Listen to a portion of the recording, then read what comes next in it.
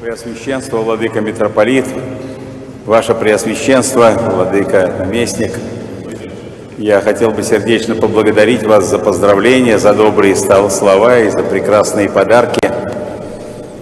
После вот окончания молебна, или даже в начале молебна, мы перейдем на площадь, и я там обращусь к народу и скажу то, что я хотел бы сказать в связи с этим великим праздником. А вот сейчас от всего сердца поблагодарить бы вас, владыка митрополит, за ваши труды на этой кафедре петербургской, близкой моему сердцу, да и если говорить по-человечески, вообще близкой, самой близкой мне по жизни. Действительно, в этом соборе произошли все значимые события в моей священнической биографии. Но еще до того я помню прекрасно, как в связи с фестивалем молодежи и студентов в Советском Союзе в Москве в 1957 году неожиданно властями города Ленинграда было принято решение об открытии Троицкого собора Александра Невской лавры. И помню, какое огромное движение людей навстречу этому решению образовалось. Это действительно было движение. Когда я первый раз вошел в этот храм, страшновато было смотреть. Царские врата были на месте, иконы были в очень плохом состоянии, а все было в грязи, в пыли. Но собор стоял, как он был создан, как он существовал на протяжении всей истории. Помню эту грязь, эту пыль и каких-то женщин, которые там со швабрами что-то убирали.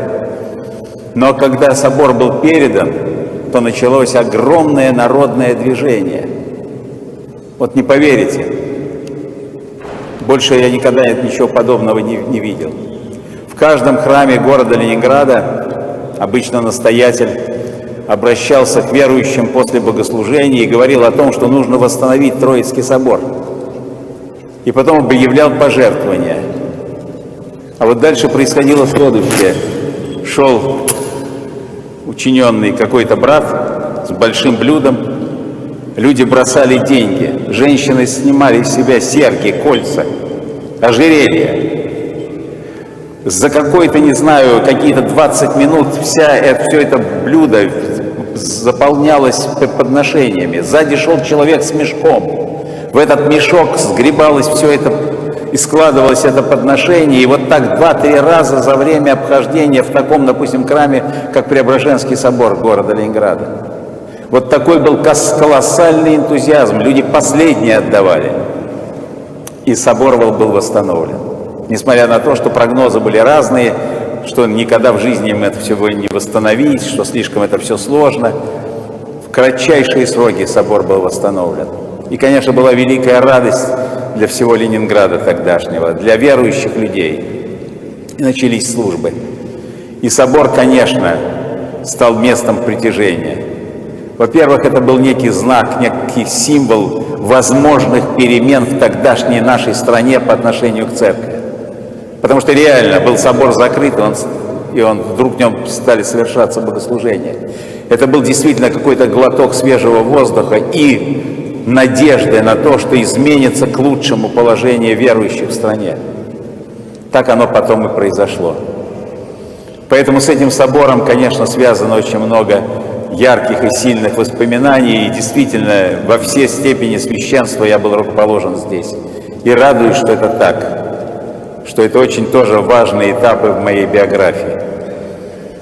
Всякий раз, еще раз хочу сказать, когда я вхожу сюда, я вспоминаю прошлое, но с радостью, взирая на молящихся, вижу, что настоящее не хуже, чем прошлое.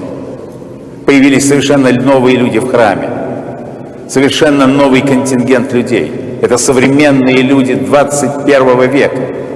И они здесь, в этом храме, под сенью святаго благоверного князя Александра. И это свидетельство о том, и свидетельство того, что вера православная никогда не исчезнет из жизни нашего народа. Если справились с искушениями века XX, то по милости Божией справимся и с другими искушениями, которые, конечно, будут всегда возникать на пути верующего человека, да и на пути Церкви Христовой.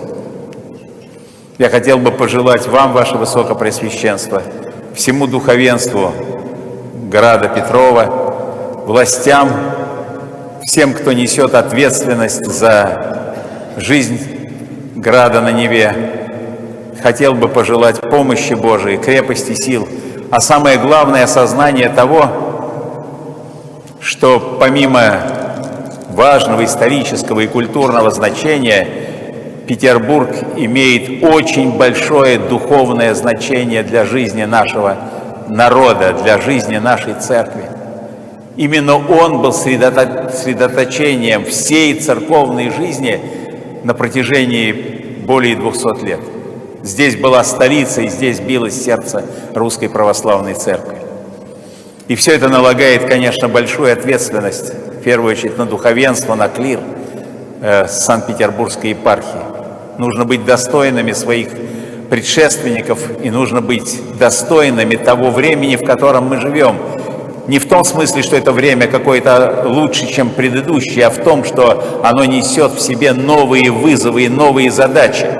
И для того, чтобы отвечать на эти вызовы и решать эти задачи, мы должны иметь и духовную, и интеллектуальную, и нравственную силу.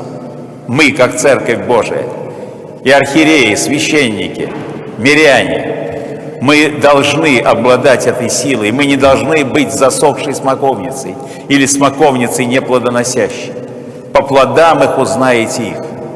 И вот дай Бог, чтобы Церковь Русская приносила плод любви, плод веры, плод надежды, который может и оплодотворять жизнь современного человека. Я желаю помощи Божией вам, владыка, всему клиру и пастве Санкт-Петербургской, дорогой моему сердцу епархии. Пусть благословение Божие молитвами святаго, благоверного великого князя Александра Невского хранит народ наш, страну нашу, церковь нашу и всех, кто с верой и надеждой обращается к Господу, кто почитает имя Его великого угодника, великого государственного деятеля и подлинного героя России, святого благоверного и великого князя Александра Невского. Аминь.